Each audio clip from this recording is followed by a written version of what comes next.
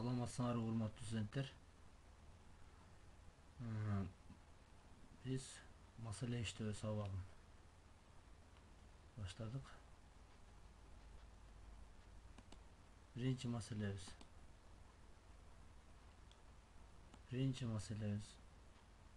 жарык нуру бир жыл ичинде өткөн аралыгын эсептегиле. Ушундай бизге тапшырма берилген биринчисинде. Биринчи берилдисин жазып алайлы. Биринчиден бир жыл деп атат, бир жыл убакытты белгилеп атат, убакытты тамгасы менен белгилеп, бир жыл ичинде 365 күн 365,25 күн бар. Дагы буларды билесиңер силер. Бул жердеги кандай кылдык? 365,25ке көбөйтөбүз 24 саатты, дагы көбөйтөбүз 3600 секунданы. Ошондо 31,56 көбөйтүлгөн 10,6 секунда бар экен. Бир жылда ошончо убакыт бар экен. Эми бизге де жарык нуру дейт, жарык жөнүндө сөз болуп атат. Жарык жөнүндө сөз болгондо эле биз турактуу сан бар, вакуумдагы жарыктын ылдамдыгы деп ушул турактуу санды айтабыз. С барабар 3 көбөйтүлгөн 10-8 даражасы метр бөлүнгөн секунда. Эми мындан дейт, аралыгын эсептегиле дейт, тапкыла деген да эми. Эсептешибизге аралыгын эсептешибиз керек экен. Эми эмне кылабыз? Мында аралыгын табышыбыз керек экен биз. Аралыгын табыш үчүн биринчи механикада формуланы билебиз, V барабар S бөлүнгөн T деген. Мында V ылдамдык, S аралык, T убакыт болуп эсептелет. Мында биз аралык дегенди табышыбыз керек эле. S барабар V көбөйтүлгөн T деп биринчи формуладан алып алдык. Эми мында дейт, S-ты L өзүбүздүн маселебизге которуп атабыз. S-ты L-ды дагы аралык менен белгилей беребиз, экөөнү тең. Бизге ошо чоңдуктардын белгиленишин өткөзүп атабыз. S L-ге барабар, V S-га барабар. S бул эмне эле? Вакуумдагы жарыктын ылдамдыгы. Анда бизге төмөнкүдөй формула келип чыгат. L барабар S көбөйтүлгөн T. Ушул формула бизге негизги жумушчу формула болуп эсептелет. Эми чыгаруу дейт. S'нын ордуна мону койдук. 3 көбөйтүлгөн 10-8 даражасы. T'нын ордуна бир жылда канча убакыт бар дегенди койдук. 31,56 көбөйтүлгөн 10-6 даражасындагы секунда дегенди койдук. Эми буну көбөйтүп алсак 94,68 көбөйтүлгөн 10-14 метр келип чыкты. Мында жообу кандай болот? Жообу L барабар 9,5 көбөйтүлгөн 10-15 даражасы метрге барабар болду. Бул кандай келип чыкты? Бул жерден эмне кылдык биз? Мен тегеректеп алдым бул жерди. Тегеректеп алсам 94'tü men ne kıldım? 95 деп туруп, 95'ti 10'ga bölüp 14 ile bu жерде 15 болуп калды. Даражасы дагы 10'ga көбөйтүп койдук, 10-15 даражасы болуп калды. Демек, бир жарык жылы 9,5 көбөйтүлгөн 10-15 даражасы метрге барабар экен.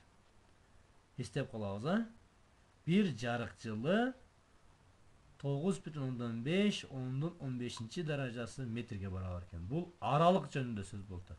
Бир жарык жылы дегенде эле эмне түшүнөт экенбиз? Аралык дегенди түшүнөбүз. Биз маселени иштеп болдук. Эми силерге, урматтуу студенттер, силерге тапшырмам бар. Экинчи, рентген нурлары 6 көбөйтүлгөн 10-16 даражасынан 7,5 көбөйтүү 10-19 даражасы герцке чейинки жыштыктарга бул нурлардын толкун узундуктарын ангестрим менен эсептегиле деп бизге тапшырма берген. Мында new деген тамга бул нени билгизет экен? Жыштык дегенди билгизет. Жыштык дегенди билгизет. Ламбда деген тамга мына формулада, ламбда деген формула экен? Толкун узундук. Асыны билебиз. Вакуумдагы жарыктын ылдамдыгы 3,8 даражасы метр бөлүнгөн секундда барабар. Эми ушул формуладан эле биз ламбда барабарсы бөлүнгөн new деген жумушчу формуланы келтирип чыгарып алдык. Мында ордуларына коюп чыгарсак, ламбда 1 чыгат. Биринчиси 6-ны new 1ге кое турган болсок, ламбда 1 чыгат. 7,5 көбөйтүү 10-19 даражасы герцти. New 2ге койсок, ламбда 2 келип чыгат дагы. Экону тең 10-5 метрди көбөйтүп коебуз. Неге? Аны азыр бул жактан көрөбүз. Ошондо көбөйткөн нерсе 1 ангстромиум болуп калат. Ал кандайча? 1 ангстром 10-5 метрге барабар экен. Түшүнүктүү болду окшойт, 1 ангстром 10-5 метрге барабар болду. Эми биз буну бөлүп салсак дагы болот. Буну бөлүп койсок, ангстром менен келип чыгат. Ошол. Дагы түшүнбөгөн суроолор болсо, мисалы мен дагы чыгарып берейин силерге. Мисалы жообу, мисалы ламбда 4 көбөйтүү 10-5 метрге барабар болду. Биз буну ангстромумга өткөзүш үчүн 10-5 метрге бөлүп салабыз. Бөлүп салсак биз не кылабыз? Биринчи метр менен метр жоюлушуп кетет. Анан даражалары дагы не болуп кетет? Жоюлушуп кетет дагы. Натыйжада бул жерде канча калат? 1 калат. Барабар ошондо 4